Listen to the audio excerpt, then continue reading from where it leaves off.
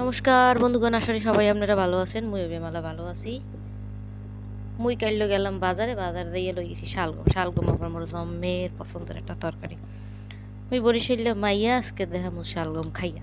তো কাঁচা শালগম মুই জীবনেও কোনোদিন খাই নাই, তাই এর লেগিয়া মুই আজকে শালগমটা খাইতে চাই।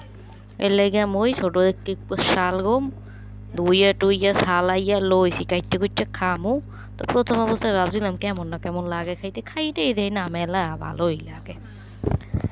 খাইতে খাইতে ভাবলাম যে তিতা না, মিঠা না, কষ্টা না, চোক্কা না, কিছু না, তা লাগে একটা, ভালোই লাগে স্বাদ। তো সবথেকে বড় কথা হয়েছে পানির অভাব পূরণ করবে এনে।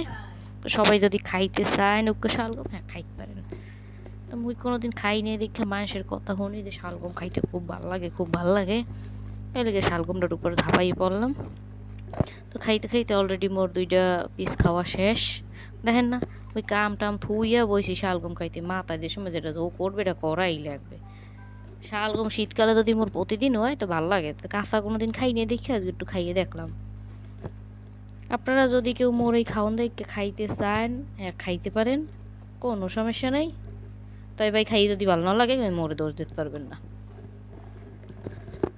মোর এই ভিডিও যদি আপনার কোনো হান দিয়া একটু ভাল লাগে থাকে, লাইক করবেন, শেয়ার করবেন, ওকে ফলো বাটনের কুটি করে টিপ দিয়া মোর পাশে থাকবেন। মোর জম্মের ভালো লাগবে। আর এরকম নতুন নতুন সব ভিডিও পাওয়ার জন্য রেডিই থাকবেন। মানে ফলো বাটন চাপটা দিলেই হবে, খালি খালি সব পাই যাবেন।